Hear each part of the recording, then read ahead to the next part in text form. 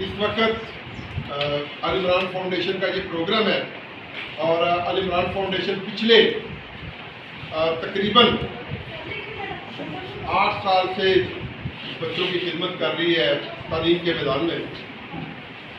तो आज का हमारा मौजू जो है ना वो है पाकिस्तान। क्या है मौजू है?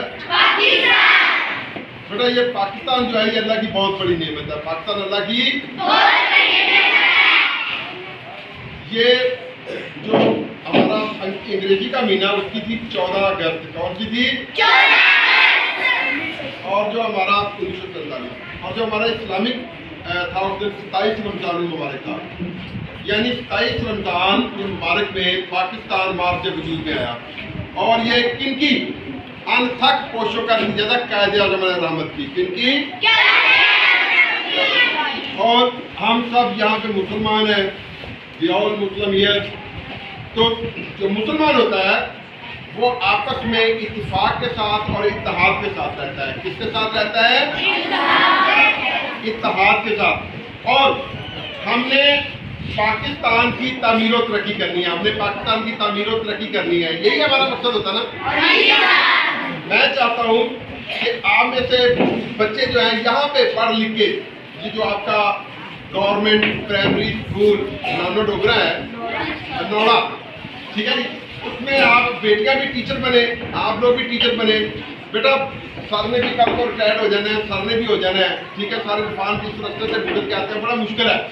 तो हर बंदा को टीचर नहीं बनता ना, लेकिन जो बनेंगे ये वादा करें अपने आप से, प्रॉमिस टू योरसेल्फ कि आपने एक टीचर बनना है। आपने एक टीचर और इस स्कूल में पढ़ाना है, ठीक है जी।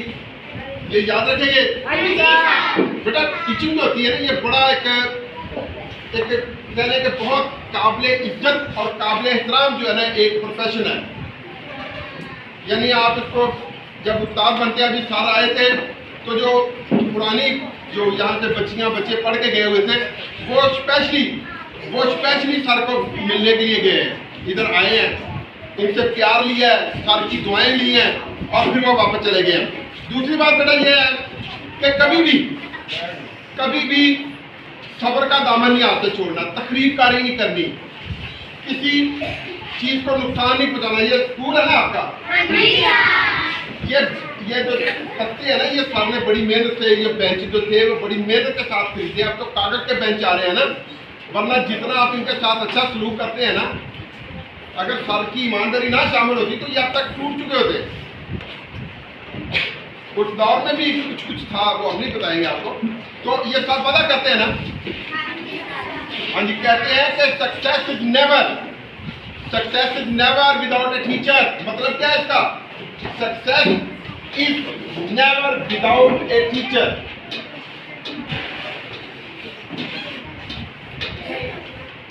सक्सेस का मतलब होता है कामयाबी। इसका मतलब क्या है? है नेवर कभी नहीं, विदाउट ए टीचर। कामयाबी कभी उस्ताद के बगैर नहीं, कामयाबी कभी उस्ताद के बगैर है नहीं। और आखिरी बात,